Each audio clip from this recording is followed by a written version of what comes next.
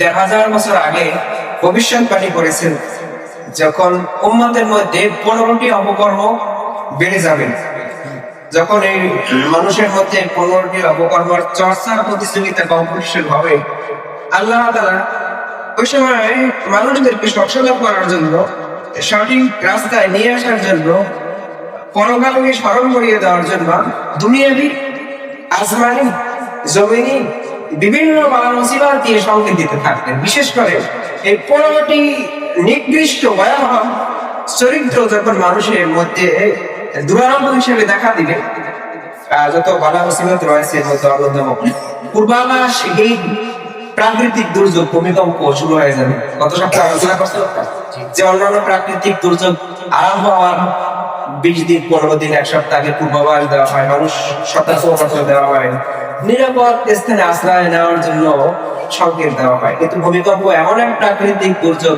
2 second আগেও পূর্বাভাস আবহাওয়া উপলব্ধি করতে পারে না। কথা বলে ঠিক কিনা?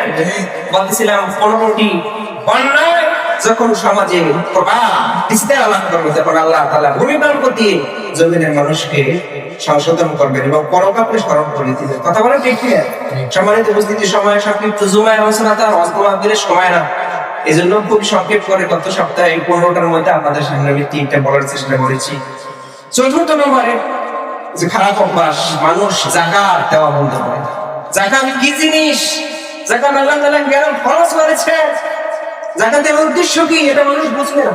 যারা যাকাত দিবে তারা রিয়া, লৌকিকতা, ব্যক্তিত্ব প্রভাব, প্রতিপত্তি, নিজের পরিচয় বিস্তার লাভের জন্য, সুনামের জন্য যাকাত দিবে। আল্লাহ নবী যে উদ্দেশ্যে যাকাতকে ফরজ করেছেন, সেই উদ্দেশ্য আদায়ের লক্ষ্যে একটা ধরে একটা লোক যাকাত আদায় করবে না। আমি আমার বিভিন্ন আলোচনায় বলেছি, মানুষ যাকাতের নামে তামাশা করে। যাকাত দেওয়া বছর ঘুরে যাকাতের সময় আসলে, বিশেষ করে রমজানের সময়, তারা বলে কি জানেন, বিভিন্ন গার্মেন্টস ফ্যাক্টরিতে অর্ডার দেয় যাবারে 120 টাকা দামের লুঙ্গি দেবে 2500। স্পেশালি এই দোকানে যাকাতের লুঙ্গি পাওয়া যায়। ঢাকায় যারা গেছেন, বড় বড় দোকানে এরকম ব্যানার দেওয়া থাকে যে এই দোকানে যাকাতের লুঙ্গি বিক্রি করা হয়। কি মিথ্যা বললাম না সত্য? আবার এই দোকানে যাকাতের শাড়ি বিক্রি হয়, মানে ওই লুঙ্গির দাম 120 টাকা, শাড়ি দেয় 260 টাকা। একবার পিং দেয়, ধুইয়ে রোদ দেওয়ার পর মনে হয় যেন বেশি দেয়। অপরাধ বুঝি কি টাকা না, সামনে বানান জায়গা, কথা বলেন ঠিক কি দেয়। আর এই দেওয়ার জন্য অমুক মাতুব্বর, অমুকের ছেলে, অমুক শিল্পপতি বাড়িতে আসবে, যাকাত দেবে। 2-3 সপ্তাহ আগে কার পাঠাইয়ে দেয়, কার সারিয়ে লঙ্গি দেবে। বাড়িতে ওনার আবার কিছু পালাপুত্র চামচা আছে যারা পা ছাড়ে, অমুকের 50 টাকা, অমুকের 30 টাকা।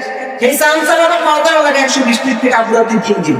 কথা বইয়েন এই বর্ণে বাড়ি এসে সাহেব লাইন দাঁড়ায়, ফেসবুক ছবি দেওয়া করে সেলফি, যাকাত দিতে আছে।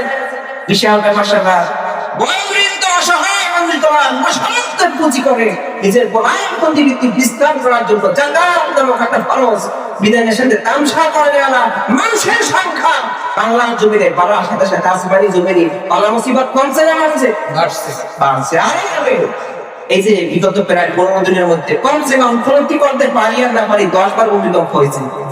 আমার এতটুকু বুঝি করে মনে পড়ে যে বাংলাদেশে 2 বছরে একবার ভূমিকম্প হয় নাই। 2 বছরে একবার ভূমিকম্প হয় না, এখন 15 দিনে 10 বার। আল্লাহ তাআলা রাজি, আল্লাহ তাআলার প্রিয় নবী, দোজাহানের বাদশা নবী আজ থেকে 1000 বছর আগে সংকেত দিয়ে গেছে, উম্মাহ এই খারাপ অভ্যাসগুলো থেকে নিজে থেকে বিরত রাখো। যখন এই অভ্যাসগুলো আমাদের মধ্যে চলে আসবে, তখন কিন্তু ভূমিকম্প নামক পূর্বাভাস প্রাকৃতিক দুর্যোগ আমাদেরকে গ্রাস করবে। কথা বলেন ঠিক কি? বাবাজিরা আমার, বর্তমান সময়ে যাকাতকে মানুষ জরিমানা মনে করে।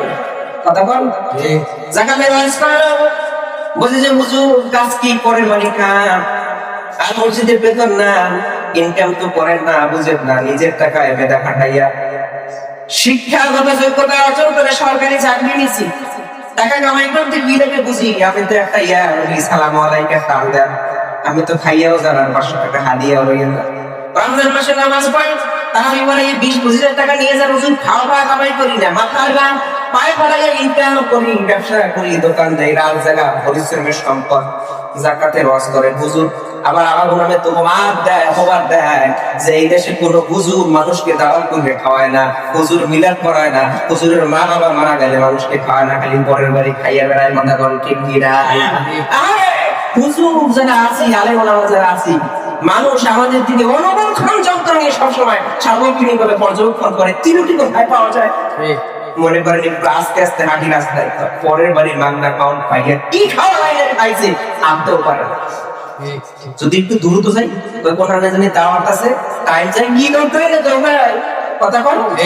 আমার গায়ে যদি একটু সাইডে খাটো মনে হয় গায়ে আমার পোস্ত কম মাদ্রাসায় পড়ে পারে আমি পারে, কিন্তু কি হয়েছে না পারে ভাই যাবে আগে গায়ে আগে করে সেটা কিছু জোরে কি মাসে সুবিধা তো পাইছে করা যায় চাল কিনবে পোস্ত তো চলবে দেখেন না, শরীরের অবস্থাই কেউ কয় কি জোরে আগেও দোষ আস্তে আগেও দোষ মনে হয় ভাই পরের বাড়ি খাইয়ে খোদা তাকালি আর খুব জোরে পেটে আগে সারা খাইতে পারবি শব্দ নয় কিন্তু বলছিলাম যে কথা বাবাজি আমার, আমরা যদি যাকাতের ওয়াজ করি হুজুর মাথা দাম পায়ে ফেলে কষ্টে উপার্জনের সম্পদ দিয়ে আমি আজকে ব্যালেন্স করেছি, সম্পত্তি করেছি, আমি আমার বিশাল তালিকা করেছি। এটা আপনার ওয়াজ নসিহত শুনে যাকাত দেওয়ার জন্য না, 1 লাখ টাকায় 2,500 টাকা যাকাত দেওয়া এটা মুখের কথা না, বাংলার পাশে আছে কথা কান ঠিক কিনা।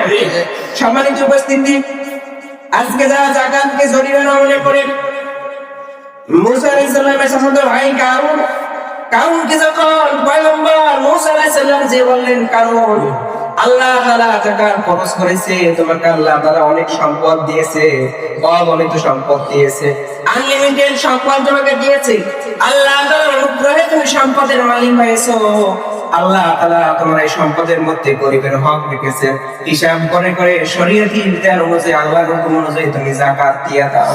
পয়গম্বর মুসা দাওয়াত দিলেন কারুনকে। কারুন বিশাল সম্পদের মালিক ছিলেন, আনলিমিটেড গণনার বাইরে। কারুনের মতো সম্পদশালী লোক মনে হয় বাংলাদেশে বর্তমানে একজন নেই। কারুনের এত পরিমাণ সম্পদ ছিল, বর্তমানে ডক্টর ইউনূসের ওই পরিমাণ সম্পদ। পয়গম্বর মুসা আল্লাহর হুকুম থেকে পানি নিয়ে আসলেন, নির্দেশনা নিয়ে আসলেন, আল্লাহ তাআলার হুকুম পৌঁছে দিলেন। কারুন ভাই যাকাত তোমার আল্লাহ তাআলা আমাকে যাকাত দেওয়ার আদেশ করছেন, এই তুমি আমার কাছে নিয়ে আসছো, তুমি বলতেছো তোমার আল্লাহ নাকি অনুগ্রহ করে আমার সম্পদের মালিক বানাইছে, আমি আমার মেধা খাটাইয়া, আমি আমার বুদ্ধি খাটাইয়া, আমি আমার প্রভাব প্রতিপত্তি খাটাইয়া ব্যবসা বাণিজ্য করে যাকে সম্পদের মালিক হয়েছি, তোমার আল্লাহর কোনো দয়া এবং মায়া আমার এই সম্পদের মধ্যে নাই। বর্তমান সময়ে যারা সম্পদকে নিজের প্রয়োজন মনে করে, বর্তমান সময়ে যারা যাকাতকে জরিমানা মনে করে, বর্তমান সময়ে যারা নিজের ধন সম্পদকে নিজের ক্রেডিট মনে করে, আল্লাহ তাআলার অনুগ্রহ দয়া মায়া এটা মনে করে না, মনে করে এটা আমার ছেলে বিদেশ থেকে ইনকাম করে আসছে, এটা আমার মেয়ে জামাই সরকারি চাকরি করে এখান থেকে আসছে, আল্লাহ তাআলার যে অনুগ্রহ এটা ভুলে যায় কালদের মতো, ঠিক কি না? এদের সাদৃশ্য কারোর সাথে মিলে না। পয়গম্বর মুসা বললেন আল্লাহ তাআলা তোমাকে অনুগ্রহ করেছেন, দয়া করেছেন, মায়া করেছেন, অগণিত সম্পদের মালিক বানিয়েছেন, কারণ তুমি আল্লাহর অনুগ্রহকে অস্বীকার করিও না, আল্লাহর বিধানকে অবহেলা করিও না, আল্লাহ তাআলার আদেশ এবং বিধান অনুযায়ী যাকাত দিয়ে দাও।